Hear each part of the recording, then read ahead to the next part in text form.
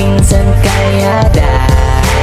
Hello mga kalingap, magandang hapon po sa inyong lahat. So ngayon po ay nandito tayo sa isang liblib na lugar yan. Grabe.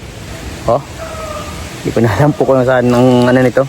At ito, putol na po yung ano, yung kalsada. So ngayon po ay maghahanap po tayo ng ano, mga pwedeng tulungan. Yun po yung nasa lanta ng bagyo, ano, Bagyong Yuan. So ayan, meron pa tayong dalang bigas na mula po ito sa mga buting sponsor pa, no? Sobrang thank you sa inyo sa pagsuporta, pagmamahal. At sana po meron pang magsuporta po, ano, magbigay ng kanilang pagmamahal para sa mga taong ganito, ano, yung mga nasalanta po ng mga bagyo, yung hirap talaga po sa buhay. Sana po patulungan niyo po sila. Kahit sa konting bagay po, malaking bagay na po yung para sa kanila. So ayan, kung bago pa lang po kayo sa aking YouTube channel, ako po si Vincent Kalyada. Paki-like and share po ng vlog na to at huwag niyong kalimutan na i-subscribe po ang aking YouTube channel. So tara mga kalingap, samahan niyo po ang inyong masipag na scouter. Kahit po mababa ang views, tuloy pa rin po ang pagtulong. Dahil naniniwala pa ako darating din ang panahon para sa akin. Salamat Lord. Tara po. Ayan mga kalingap po. Grabe. Iniwan na natin dyan si Blessing. Sobrang tagal na ng tulong sa atin ni Blessing. Kailangan siguro natin ng makapalit ng panibagong ano, sasakyan sigurong maganda, at para meron tayong pang share service dito tayo sa liblib na lugar. Yan, grabe, sana tayong lugar. Ito yung nadatnan ko mga kalingap. Ay, ang ganda, oh. May mga tanim. Ay, maganda pa nagkaroon ka ng sariling lupa. Dapat may ganito. Yung may mga tanim. Ay, sitaw ata ito o munggo. Hindi ko alam po ito. Ay, sitaw ito. Maaari. Naku po. Grabe. Pera snake. Makikidaan lang po. Ay, grabe, ang daan ito. Pera snake, mahirap na.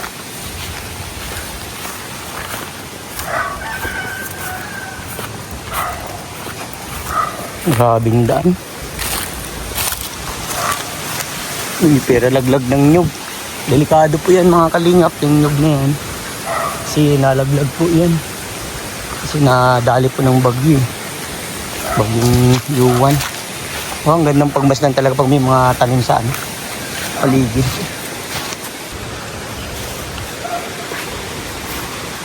Naku, naasa na tayong lugar.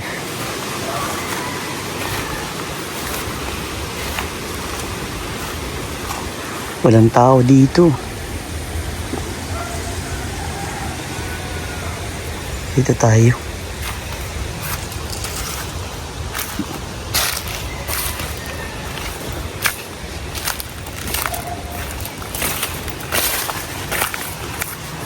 Grabe, adventure itong ginagawa ko mga kalingap. Malayo na sa kabiasnan to. But kaya natin to dahil kasama natin si Lord sa pang araw-araw na mission natin sa buhay. Dahil hindi tayo niyang pababayaan ni Lord. Daming kawayan. Sana may makasalubong tayong tao. May mga nagtatol, ibig sabihin may bahay na. Tao. Kuya. Hello po, kuya. Uy. Nag-aagap ng nyug. Panggata. Ay, grabe. Grabe ang hirap ngayon talaga. Hirap po ng buhay. Ang bahay ko nga po, drug-drug na. Ba't parang naninigas kuya yung kamay mo? Ano po yan? Na-stroke po kasi ako. Ah, na-stroke ka? Grabe. So ano pong hanap buhay niyo kuya? Ito po, pahanap-hanap ng nyug. Minsan nakaka-extra, minsan wala man. Papadyak minsan-minsan. Ah, nagpapadyak minsan. So magkano naman kinikita mo sa mga ganyan pagkuha ng nyug? Yung isa po, isang bilog po niyan, 5 piso lang po ang binibili. Kung di ba, 25 pesos lang po. Wait lang po kuya, maghanap muna ako ng nyug. Ay grabe. Sipag mo naman kuya. Buti kuya, di ka na ano sa ano mo. Ay, sanay na po ako. Sanay na? Ay, lado pa nakita ko. Mga lado. Ay, Anong ibig sabihin pong lado? Kala ko sa ano lang po yun. loko. Loko lang yung nyog. Walang kalog. Walang laman. Walang laman. Di paano yan pag ganyan po, walang ano yan, hindi binibenta. Walang gata po yan. Ay, walang gata, hindi po binibili. Hindi. Sabi ng magkukopra, ba't nagbenta ka lado? Logi daw sila. Logi po. So matagal mo na pa yung ginagawa kahit pagpapadyak. Iyo po. Sa pagpapadyak naman po, magkano kinikita? Mga 300, okay na po yun. May pambili ng bigas araw-araw, pang ulam. Matyaga ka din po ano. So ang kailangan talaga sa buhay ng tao, yung tiyaga. Ano po ba dapat kailangan sa buhay ng isang tao? Magsipag lang. Huwag tatanga-tanga ka, ay wala gutom ang abutin mo. Yun. Dapat kailangan magsipag. So matagal mo na po talaga itong ginagawa, no? Kasi yung bahay ko lang, ang problema ko lang po talaga yung bahay ko. Problema po bahay nyo. Bakit ano po nangyari sa bahay ninyo? Wala pong dingding, wala pa pong angkob. Dingding sa pag umulan na ampiya. Yung pong problema. So malayo-layo pa dito pa ang bahay nyo? Malapit-lapit na rin po. Malapit-lapit na. So buti kuya, wala kang naano ditong ano, as. Meron po, paminsan-minsan meron naman. Pag hindi mo ginalaw, hindi ka naman din gagalawin. Dahil pabayaan na lang. Tapos wag kang gagalaw pag kobra. Mahirap na. Pag cobra yun, pabayaanin mo na lang, dumaan muna sa harap mo. Wag mo lang ano yun, kakantiin. Pag kinunti mo, lalabanan ka talaga. So, yan lang ang problema pag may ahas na po. Paano yung pag may ahas, takbo? Takbo. Eh, di ka naman po makakatakbo yan tayo. Ano ka? Mabilis man, lakad na lang. Lakad na lang mabilis. Pero wala man po ako na-encounter gano'n. Siguro, iniingatan ka din po. Nag-iingat din ako. Tama po yan. So, wala ka pong asawa? Ay, nagtatrabaho po. Kaso lang, bihira po umuwi. Tayo, magpapakilala ako. Ako si Vincent, ano? Ikaw, anong pangalan mo po? Roland Padua po. Roland Padua. Ilan taon ka na po tayo? 51 na po ako ngayon. Ilan 52 na ako sa May. Ilang taon ka po nung ma-stroke ka? 48 lang. 48, di mag-4 na taon ka na po, ano, na-stroke. Gano'n po kahirap ang ganyang sitwasyon po? Mahirap po. Mahirap. Talagang mahirapan ako. Di pwede ka na po di sa PWD, ano, kasi may ano ka na din po yun. Meron na po. PWD na po ako. Kaso lang, wala man tinutulong ang ano. Yung DSWD, bihira man makakarating ng tulong. So, ganito na lang, kuya, ano, tiyaga lang po tayo. At gaya man ganito, naghahanap ako ng matutulungan. Maswerte ka po dahil nakita kita. Salamat So, may dala po akong bigas, ano, tayo. Ito, may bigas akong dala. Salamat po. Yan. Salamat po. Opo. So, ayan. Ano po pwede mong may bahagi sa akin na yung kapupulutan po kuya ng aral? O kaya, siyempre may mga manonood baga po nito. Malay mo kuya, sila po. Sipag lang po ngayon. Sipag lang po. Tsagaan lang po ang mano ko. Sipag at tiyaga. Yun lang pong may ano po. Kasi pag tatanga-tanga ka lang sa bahay, walang mangyayari sa iyo. Kumbaga, pag puro tambay ka lang, walang mangyayari. Eh dito, mapapagbibintangan ka pa ng magdikit na nyug. Tingin niyo po, makakaikit pa po ako ng nyug. Talaga yung ganito. May edad na talaga yan po. Ano na, kumbaga ay ano na, Disable na. Di na makakatakbo, di na makakaakyat. Ano po? Hanap-hanap na lang po ako ng nyug. O minsan, pag hindi nagbibiyahe. Pang gata-gata po. Tulad ngayon, medyo may tira po yung padya ko ngayon. Minsan po nagbebenta. Nagbebenta naman po. Mga ilang nyug man po nabibenta mo? Minsan, isang sako. Naiipon mo po yun? Katulong ng anak ko. Okay. Kumbaga, iniipon mo lang. Pero sa isang araw, di mo kaya makakuha ng isang sakong nyug. Hindi kaya. Hindi kaya po. abutin ka ng kahit ilang oras ka mag-ikot dito, bira. Katulad nga ngayon, binagyo, wala pong bunga ang inyong. So, nakakatuwa ka kuya, no? Ganyan ako, nabibilib ako sa ganyan. Kasi talagang lumalaban sa hamon ng buhay. Talagang patas kung lumaban, ano? Pinaka-the best, wag tayong susuko sa hamon ng buhay. O, anong pinanguhugutan mo pong lakas tayo para lumaban po sa hamon ng buhay? Yung bahay ko po nga po. Yun talaga po. Kasi po, wala po ako matutulugan pag hindi naayos yung bahay ko. Saan ka nakikitulog? Nakikitulog lang po ako sa biyanan ko. Okay. So, ang hirap pala, no? Ng ganyan sitwasyon. Ay sir, salamat po. Nakarating kayo rito kahit masyadong malayo na at liblib pa. Walang anuman tay. Di man delikado dito pagpasok ko dito tay, paglabas. Hindi po. Baka may aswang dito.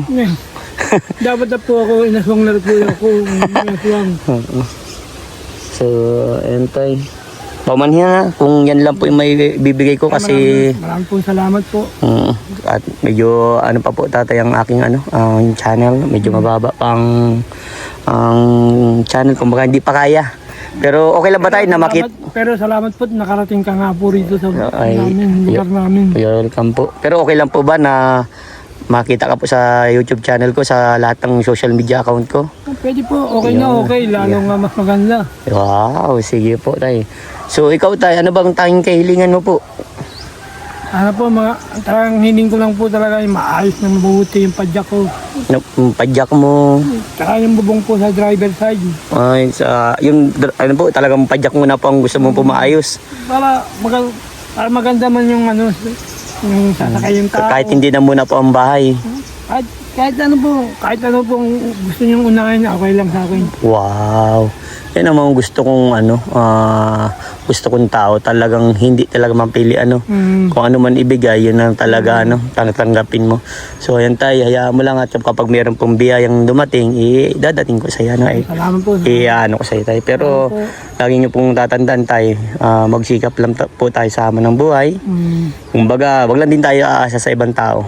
Mas kung kaya pa natin, kumbaga diretso pa tayo. Diretso pa talaga. Yan, wag lang susuko Yan, isang PWD pero matyaga. Napakahusay mo tatay. Roland Roland. Grabe. Salamat po. Okay, sige tayo. At ako gagabi na ako. Sige po. Tanong oras na. Mama ka Sir Benson sa paglabas mo. Ay sige po, salamat tatay. At baka maligaw ako dito. Tara po, una ka po. Grabe, sipag ni tatay. Ito yung mga kangahangang tatay na dapat tulungan. Kasi sila po yung mga nagpupursige. Kaya mo na tatay yung bigas po? Kaya po yan. Grabe, extra po siya. Mga kalingap. Kapag meron tayo biyaya, dadaling ko po sa iyo ha. Handa ko naman po itong lugar na to. Salamat po. Masigaw na lang po ako dito. Magkikita naman tayo siguro Pasaan ka na tayo? Pauwi na rin ako. Okay ka na din po. Diyan ka na tayo. Opo, salamat po. Sir Benson, di na kita may sasama sa bahay. Maraming ito. Ay, sige tayo. Okay lang po. Kasunod na lang tayo ha. Sige po, salamat po. So, ayun mga kalingap. Grabe. Kahit ganun tong sitwasyon ng isang tao, talagang nabibilib ka. Kasi, tingnan niyo po mga kalingap, siya po ay isang PWD. Pero, ginagawa niya yung best niya para kumita ng pera, hindi manghingi. So, yun yung nakaka-proud. Kasi kahit isa siyang PWD, na-stroke po siya, mga kalingap, ay lumalaban sa hamon ng buhay. At sana po, matulungan natin naman ganun po, mga kalingap. So, hindi na po tayo nakapunta sa kanyang bahay dahil nga daw po ay madaming aso. Ido po ay aso dito sa Bicol. So, salamat pong muli sa mga taong nagbigay ng pagmamahal para sa mga ganun pong tao, mga tinutulungan natin, PWD, mga senior citizen, walang-wala talaga po. So, salamat pong muli sa inyo dahil marami po tayong natutulungan. Kahit bigas lang po yung nabibigay natin, sobrang may napapasaya po tayo. Sana po marami pang blessing na dumating sa akin para may bahagi po natin sa mga katulad po nila na nararapat na tulungan. Kasi kumbaga po, sila po talaga ay kumbaga wala ng kakayanan, pero pinipilit nila kumita ng pera para sa kanilang buhay. Salamat sa inyo mga kalingap. Ang inyong masipag na scouter, Vincent Calyada. Hanggang sa muli po, hanggang sa sunod na vlog. Sana po, supportahan nyo po ito. At paki-comment kung saan nakarating ang vlog na to. Salamat po sa inyong lahat. God bless you and bye-bye.